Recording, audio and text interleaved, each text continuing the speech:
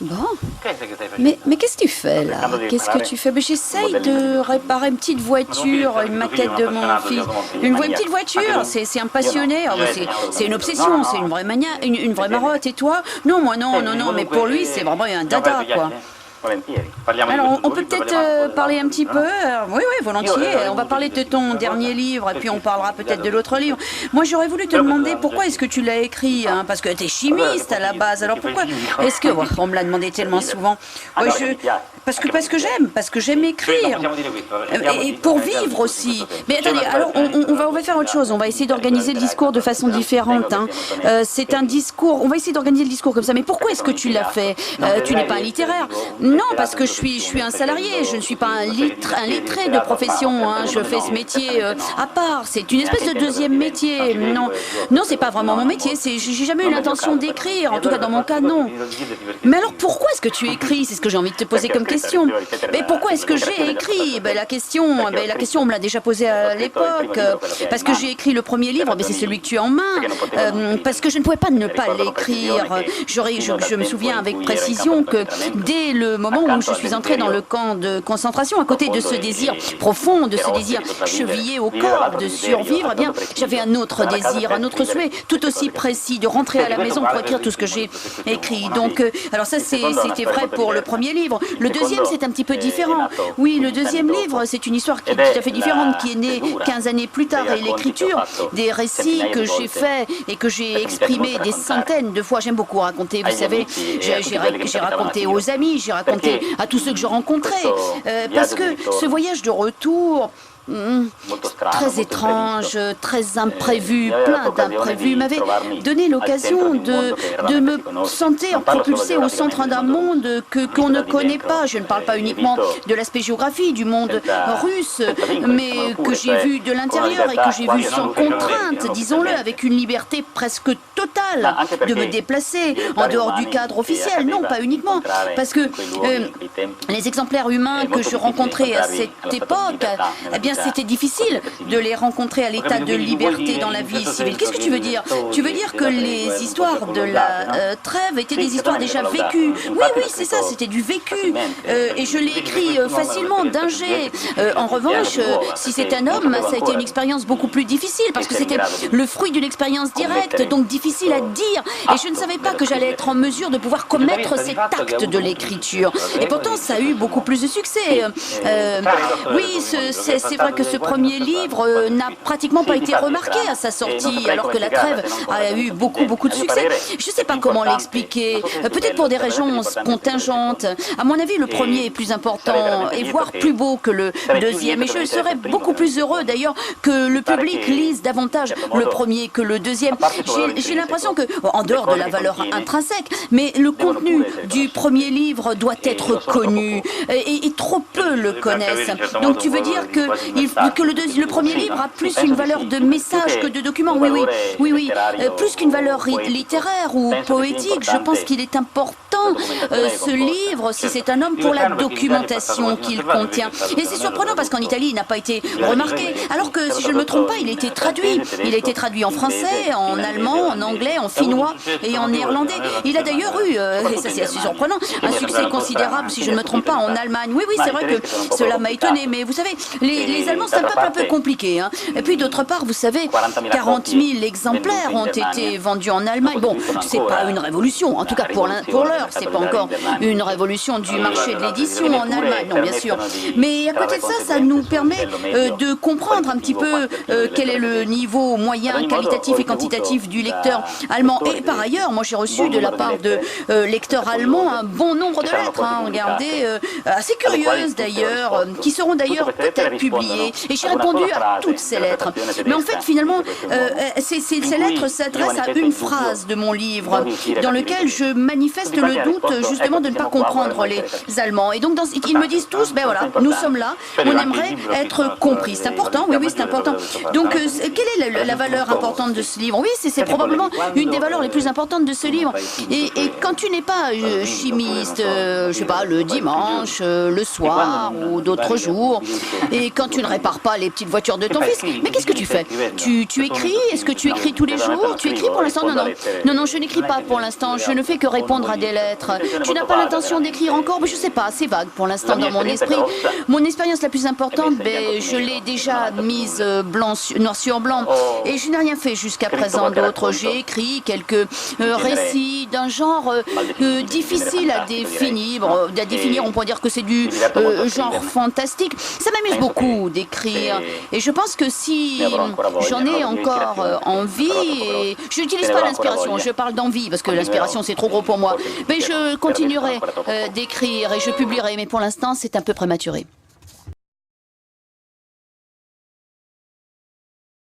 La Trêve est un livre étrange en fait, étrange et fort, sans doute celui où se déploie le plus largement la palette d'écriture de Primo Levi, de la plus sombre à la plus enjouée, cernant au plus près les sentiments contradictoires que ressentent beaucoup de survivants au lendemain de la libération. Une joie, mais une joie timide devant la liberté. L'attente, dit-il, d'un monde de justice, un espoir fragile, mais aussi une sourde angoisse, la conscience du caractère destructeur, irréparable, indélébile de l'offense subie. La Trêve est ainsi le récit d'un double retour. À leur sortie d'Auschwitz, c'est le retour vers leur patrie d'un groupe d'Italiens, en un itinéraire plus qu'improbable, qui les fait passer par la Biélorussie, l'Ukraine, la Roumanie, la Hongrie, l'Autriche, l'Allemagne, pour rejoindre leur pays. Mais je crois que surtout, le livre nous raconte un autre retour, incertain, douloureux, le retour vers la vie de prisonniers qui furent confrontés au règne de la mort et à l'omniprésence du mal. Et en effet, dans ce cas, que peut vouloir dire revenir dans le monde des hommes, revenir à soi? Peut-on, dans l'élan, dans l'espoir de ce retour, désapprendre la mortelle leçon du camp? Et comme l'écrivait Charlotte Delbo, autre survivante, je reviens d'au-delà de la connaissance, il faut maintenant désapprendre, je vois bien qu'autrement je ne pourrai plus vivre. Le lecteur comprend alors que ce voyage interminable, incohérent, est bien une parenthèse qui aménage un espace nécessaire entre le monde de la mort et le dur métier de vivre. La Trêve, en fait, s'ouvre exactement au moment où se clôt Si c'est un homme, à l'intérieur du camp, dans un univers gelé, dévasté. Deux hommes, le narrateur et son ami Charles, transportent vers la fosse commune le cadavre d'un de leurs camarades, Somogy, mort pendant la nuit, tandis qu'arrivent dans le camp les premiers soldats russes. Et en un prodigieux arrêt sur image, la Trêve s'ouvre exactement sur la même séquence, sur les mêmes protagonistes et sur cette arrivée. Il y aurait beaucoup à dire, là encore, sur les variations entre les dernières pages de Si c'est un homme et la première page de La Trêve. Je n'ai pas le temps de m'y attarder, je me contenterai peut-être de souligner un détail qui va nous introduire à ce qui, à mon sens, est peut-être l'un des thèmes très forts dans La Trêve. Dans la première version, on renverse le cadavre de Somogy sur une neige qui est grise. Dans La Trêve, la neige est souillée. Et c'est, je crois, la première occurrence du thème de la souillure qui, on le verra, traverse l'œuvre. Si dans La Trêve est évoquée la première rencontre entre libéré et libérateur, c'est sous le signe d'une rencontre ratée. Il ne nous saluait pas, ne nous souriait pas, écrit Primo Levi, premier épisode de cette difficile rencontre qui ne cessera de se rejouer entre le témoin et celui qui n'a pas vécu sa mortelle expérience. Alors il y aurait beaucoup à dire sur la manière dont les détenus réintègrent leur corps, sur le rôle des femmes, sur l'importance d'une présence féminine salvatrice et maternelle qui redonne à ces hommes blessés accès à l'humanité de leur corps qui était comme déshabité. Mais je voudrais plutôt me centrer sur la manière dont Primo Levi analyse ce qui se passe dans des consciences au moment où se relâche la féroce tyrannie de la lutte pour la vie. C'est dans le camp principal d'Auschwitz que les survivants reçoivent leur premier bain d'hommes libres. Un bain certes nécessaire, mais Primo Levi perçoit très vite la dimension symbolique de ce bain, comme s'il s'agissait de les laver de leur expérience. Avec la répétition du verbe laver, le thème de la purification s'impose dans le texte et le narrateur parle de ce désir profond et grave qui les assaille dès les premières heures de la libération. Nous aurions voulu laver nos consciences de la laideur qui y régnait, dit-il. Et un peu plus loin, il évoque Frau Vita, une jeune veuve de Trieste, qui tente d'exorciser les images qui la hantent, de s'en laver, justement, en se lançant dans une activité de nettoyage. Elle frottait le sol et les carreaux avec une fureur sauvage, rinçait bruyamment vers ses gamelles. Une question est posée avec angoisse, donnant sens à ces rituels. Le vécu à venir sera-t-il assez bon pour lutter contre la mémoire de l'offense? Primo Levi, convalescent, se retrouve dans une chambrée de 20 personnes. Mais très vite, il va s'attacher à décrire les enfants survivants. Je rappelle qu'à propos des enfants morts dans le camp, il avait dit que c'était des oiseaux de passage, une expression qui, dans sa délicatesse, porte en même temps, en effet, ce deuil des enfants morts. Mais c'est autour de la mort et de la souffrance des enfants que se concentrent les aspects les plus insupportables de la folie génocidaire. Et les adolescents, évoqués en des pages denses et terribles, présentent tous les stigmates visibles et invisibles de ce qu'ils ont vécu et de ce qu'on leur a infligé. Nous avons tous ceux qui ont travaillé sur Primo Levi, et je voudrais en particulier citer un certain nombre d'approches du personnage d'Urbinek. Je pense aux très belles pages d'Alain Finkielkraut sur Urbinek, je pense au travail de Catherine Cocchio, à celui de Rachel Rosenblum. Mais en fait, il y a 4 enfants dans cette chambrée. Il n'y a pas qu'Urbinek. Et je crois que Primo Levi va s'attacher au destin de chacun d'entre eux. Il y a Peter Pavel, un bel enfant, blond, robuste, au visage impassible, qui s'occupe de lui-même, de son corps, qui n'attend rien de personne, ne donne rien à personne. Un enfant désormais sans affect, sans désir de communication. Il y a Kleine Kepura, un adolescent qui, à 12 ans, fut le protégé du lager Kappo et la mascotte de Buna Monowitz. Mais si le mot n'est pas prononcé, nous savons bien qu'il s'agit d'un pipel, ce personnage que les rescapés évoquent avec tant de douleur et de réticence. Un enfant abîmé, perverti par son protecteur et par le système du camp. Je rappelle que Wiesel évoquera à plusieurs reprises ces personnages tragiques. Dans La Nuit, c'est le petit garçon qui est pendu en même temps que son protecteur.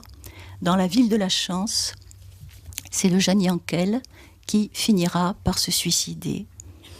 Klein Kepura, donc le petit Pipel, exprime la nostalgie du monde du camp. Pour les autres malades, qui l'entendent chanter et siffler les marches du camp, vociférer en allemand, donner des ordres dans l'argot d'Auschwitz, son seul langage, ils représentent quelque chose d'insupportable. Ils sont faibles, malades, mais pleins de la joie timide et inquiète de la liberté retrouvée, dit-il. Et pour eux, il est comme la mémoire souillée de ce qu'ils voudraient à jamais évacuer. Il faudrait là aussi s'arrêter un moment sur la symbolique des noms et des prénoms chez Primo Levi.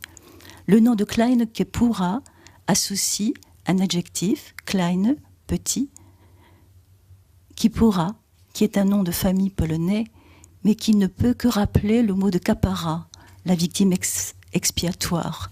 Et pour cet enfant fracassé, dont l'être est parti en kapara, dans l'horreur quotidienne du camp, ses voisins ne peuvent éprouver qu'une pitié hostile, un mélange de compassion et d'horreur.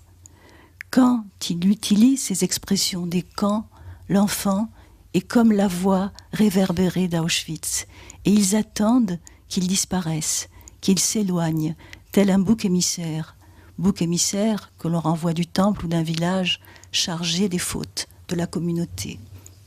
Sa présence blessée, comme celle d'un cadavre. Les mots utilisés par Primo Levi sont très violents, inséparables de l'idée de souillure et d'impureté. Je vous rappelle, à la fin de Si c'est un homme, celui qui a dormi à côté d'un cadavre, celui-là, dit-il, n'est pas un homme. Il y a un autre enfant, sur lequel se concentre l'attention de la chambrée. Primo Levi évoque sa présence obsédante, impérieuse et fatale. De tous ceux qui l'entourent, Urbinek est le plus petit, le plus désarmé, le plus innocent. C'est l'enfant d'Auschwitz, un enfant de la mort qui n'apprit jamais à parler, à marcher. Et dans le nom de l'enfant, comme l'ont souligné les critiques que j'ai citées, résonne le nom de la catastrophe, le Khurban, nom que les locuteurs de langue yiddish donnaient à leur propre destruction.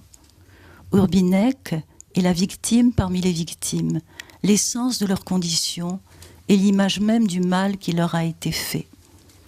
Mais il me semble que ce que l'on a moins remarqué, c'est la force, la puissance tragique de ce qui se joue autour de ce lit d'enfant. Urbinek, qui n'a pas appris à parler, émet des sons indistincts. Les jours suivants, je cite, nous l'écoutions tous, en silence, anxieux de comprendre.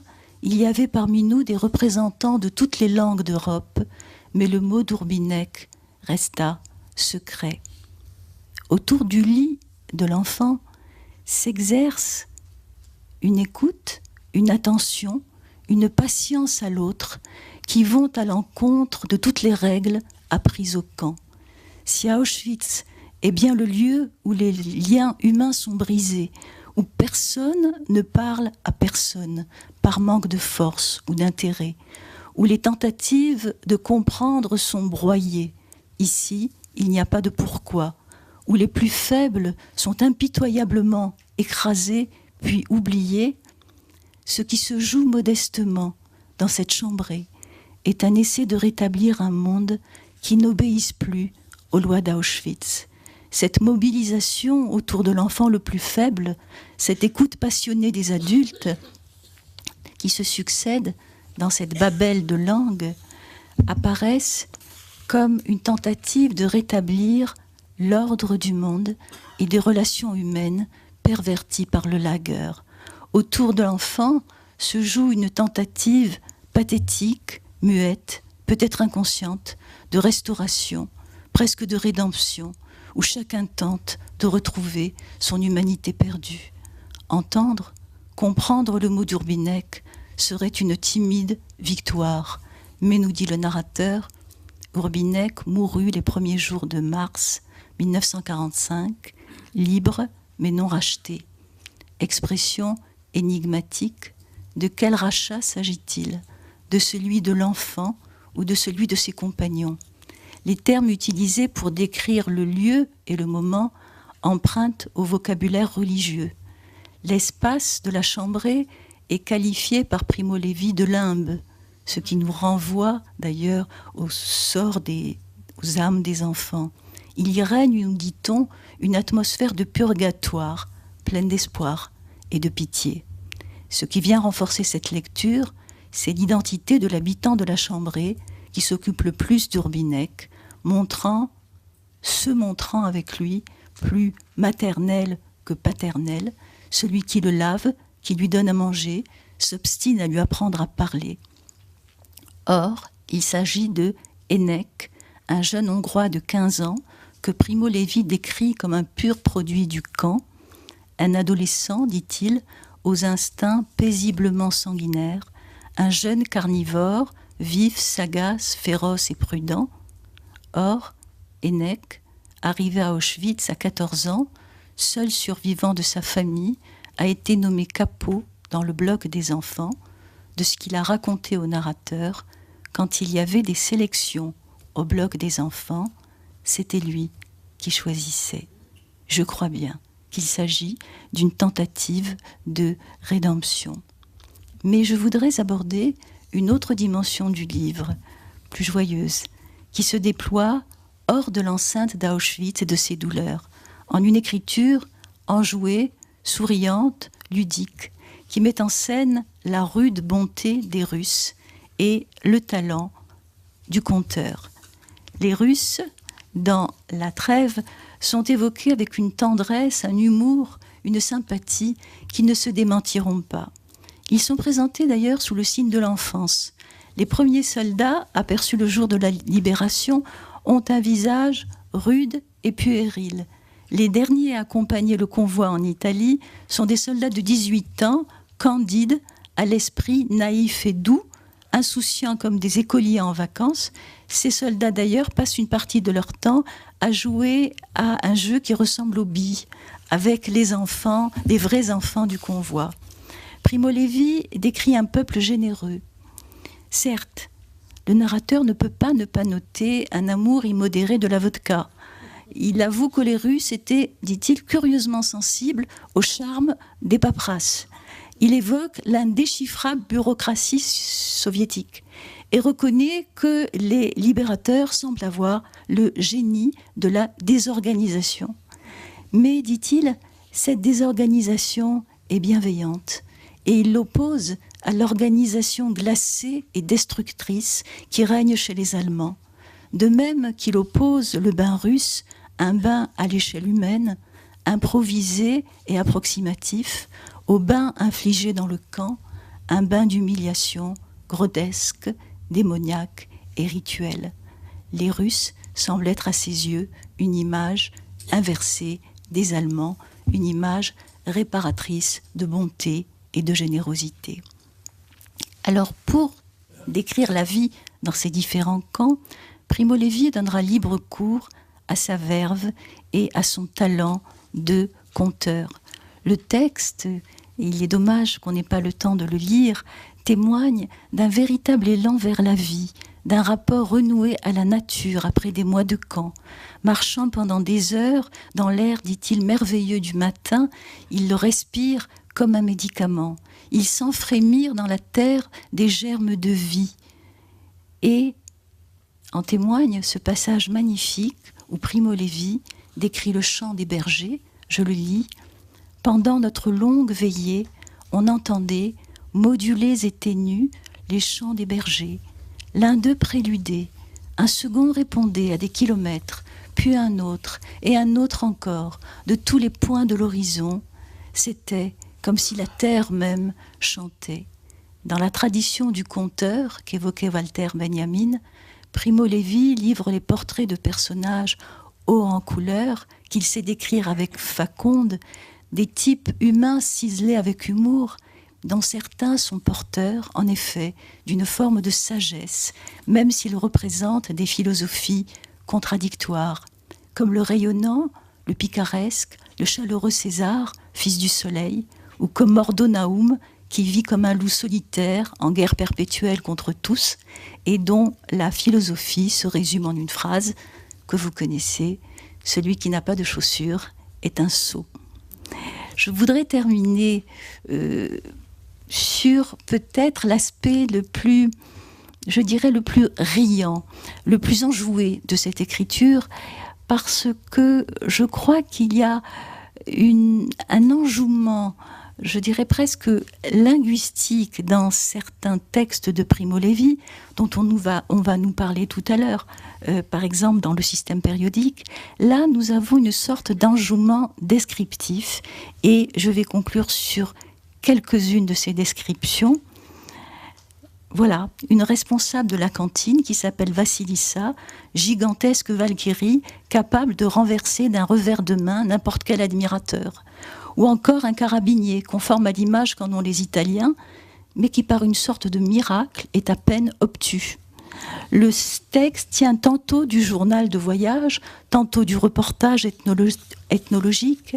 Le récit est porté par l'allégresse de l'écriture et il faudrait évoquer la Maison Rouge, où les voyageurs passent des semaines, et alors je le cite, qui présente une architecture si incohérente qu'il nous est précisé qu'on ne savait pas très bien s'il s'agissait de l'œuvre de plusieurs architectes en désaccord ou d'un seul, mais fou.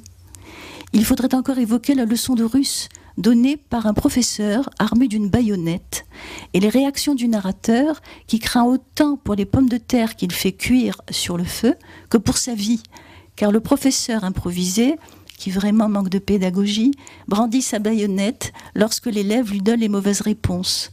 Ou encore l'arrivée d'un général russe couvert de médailles dans une Fiat 500, dont il tente en vain de sortir, car nous dit Primo Levi, l'homme était littéralement plus gros que la voiture.